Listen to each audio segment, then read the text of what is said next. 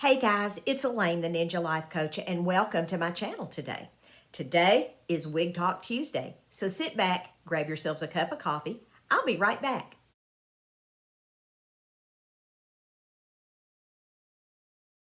Hey everybody, I'm back. I'm wearing just a little half wig that I picked up from Amazon one day, and I did not review this wig simply because I had to do an awful lot of work to this little half wig, and this is mainly how I wear her, just up in a little updo like this. And I think she was about 12 or 13, maybe she might have been $19. I don't know. I ordered this wig myself. I did not get her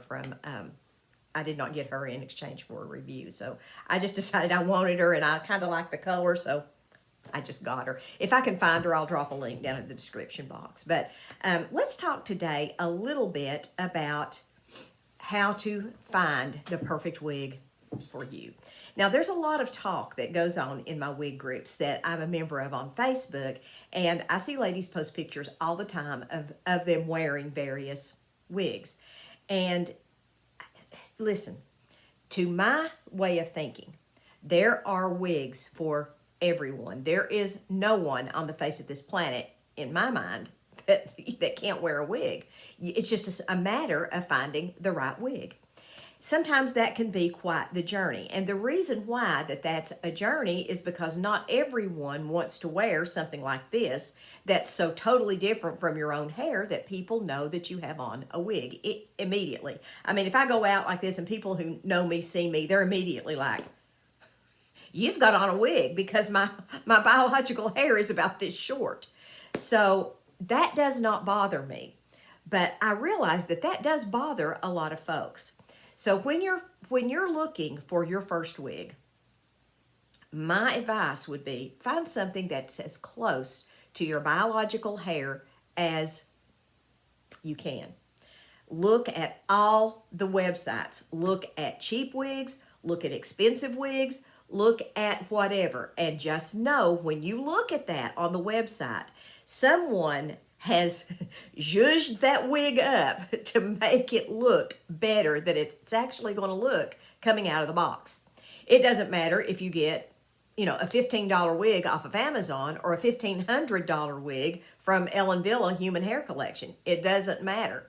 They have had stylists or somebody to work on that wig to make it look its best, because they are selling a product. So don't ever forget that. So when you first take that wig out of that box, it's not going to probably look like it does on that mannequin head or even on the model. What I try to do, especially if I'm purchasing a wig from Amazon, and it's a cheap wig, I look at every picture of that wig. I look at the model, I look at the wig on a mannequin head, and I look down in the customer reviews to see if the wig has been reviewed, what it looks like on an actual person that is not a model. So that would be the first thing that I would tell you to do if you're going to buy a wig close to your biological hair, or in any wig for that matter. But I would really suggest you try to find one as close to your biological hair as you can in both color and style, especially if you're a little uncertain about wearing a wig. Now, ladies, I'm not uncertain about wearing a wig. I don't care if I don't care if the President of the United States knows I've got on a wig. It does not bother me one bit. But not everyone feels that way. And losing your hair is very traumatic, as I have learned over the last couple of years, as my hair has gotten thinner and thinner and thinner. And yes, I have 30 or 40 wigs in my closet over here. But, the loss of having your biological hair just leave your head is quite it's quite an adjustment to look at yourself in the mirror and not look like yourself. It is a big adjustment. It really and truly is. So if you will find something that's as close to your biological hair as you can at first, that would be the first thing that I would recommend that you do. The second thing you can do is to take a trusted friend with you, or invite them over to your house when you're unboxing it, if you've ordered the wig online. That's always something good that you can do, is have somebody at your house that you can trust, that will give you their honest opinion, but that will be kind. You need kindness right now. You don't need somebody just, having a word vomit all over you when you're emotional already about losing your hair. So get somebody you trust to help you with that. But the main thing that you need to do, the third thing, and this is the main ingredient to it, when you put that wig on your head, how does it make you feel? If it makes you feel good, if it makes you feel sexy, and it makes you feel perky, and it makes you feel happy and joyful and vibrant, that's the wig for you. That is the wig for you. It doesn't matter if the rest of the world thinks that wig, don't wear that wig. If you love it, it really doesn't matter. And here's my way of thinking. And I know some people ask people's opinion because they really want to know. That is a real thing, folks. People really, really do want to know. When they ask your opinion about how does this wig look on me, they really do want to know your opinion sometimes. Sometimes they don't really want to know your opinion. They just want some validation because they love the wig, but they are a little uncertain about it, but they may love the wig. Conversely, they may not love the wig, and they need somebody to tell them that's not the best look for you. That's a fine line, and I really try very hard. If somebody posts something and the wig is just not what I think it looks, that it looks really good on them, and I've seen them in other wigs that look better, I will maybe make the comment, this wig looks good, but that blonde one that you had on the other day was a wow factor. And I'll say something like that. But I never, ever tell somebody that wig doesn't look good. What I do is say, how does that wig make you feel? And if they love that wig, that's the one they need to put on their head. And I'm sorry, that's just the way that's my opinion. That's the way I feel about it. I'm not going to wear out in public a wig that makes me feel bad about myself. I have enough negative self-talk. I don't need to create more for myself by wearing something that makes me feel bad. Now, is this wig I have on my best look? No, it certainly isn't. But do I love this little wig? I do love this little wig. It's different, it's fun, and it makes me feel peppy and perky and like a sexy little granny, and I'm going to wear it if it makes me feel that way. When you get your first wig, chances are it's not going to be a wig that you love. Now, I got very lucky and I still wear and love my first wig that I ever bought. But the only reason that is probably because that wig is sentimental. And I paid $49 for that wig. Now, I've got lots of wigs that are a lot more expensive than that. I've got wigs that are in the $200 to $300 price range and up. I wear my cheap wigs like this little number just as much as I do my expensive wigs. And reason is because I love to mix up my looks. I'll wear pink one day, I'll wear blonde one day, I'll wear brown one day, I'll wear red the next day. And that's okay. My friends have gotten used to that with me, and they're kind of like, they're anxious to see what I've got on next. But not everybody thinks like that. So my advice to you would be either go to a beauty supply place first and take a look at what they've got. Try on wigs. You can try them on for like $5. You can try on, 10 or 12 wigs, $5, $6. You can try on wigs in the store. That's the way it worked where the one here in town works. You can, pay them like $5 and you can try on however many wigs you want.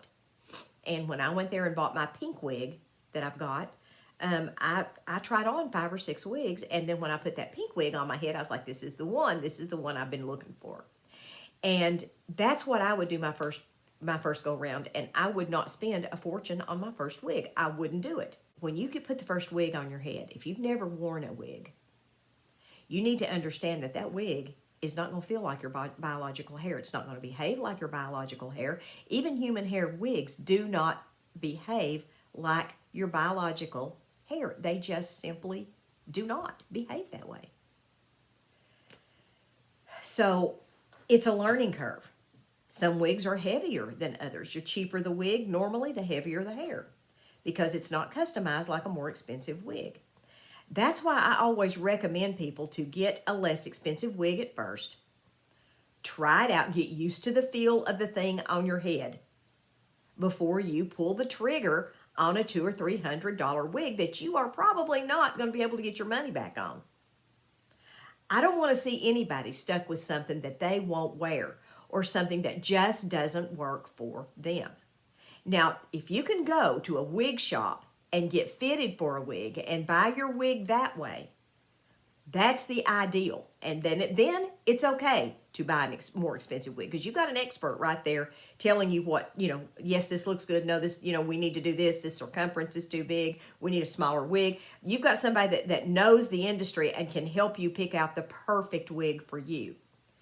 But if it's just a random, I'm going to go buy a wig today because my hair's falling out, don't go get a $300 or $400 wig until you're sure that that's what you want to do. Go get you a $20 or $30 wig. Wear it around the house a little bit. See what you think about it. Make sure you like it enough to go, run to the hardware store or something, or the grocery store. But get used to the feel of it on your head.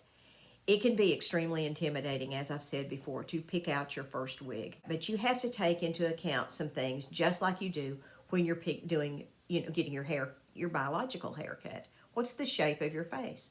What color are your eyebrows? Do you want something that's going to fall right here and maybe make your face look wider? Or do you want something that's going to be a little longer? Or do you like to rock a pixie? Those are all things that you need to consider. If you normally wear your hair short and in a pixie, you're probably not going to be real happy with a long synthetic wig. You probably are not going to be happy with that. Because long synthetic wigs get tangled, they get knotted back here at the back of the neck, and those are all things that you need to think about. If you like longer hair, you're probably not going to want to rock a pixie right at first. Because I can tell you from experience of being a wig wearer and picking out my first wig and the mistakes that I've made on my wig journey, you're going to want something that's going to make you feel as normal and as much like yourself as possible. You're going to want to feel like yourself. And that was what I told one of my friends, that when I first started wearing wigs, I said, I just want to feel like myself. I want to feel like my happy, little perky, little joyful self again.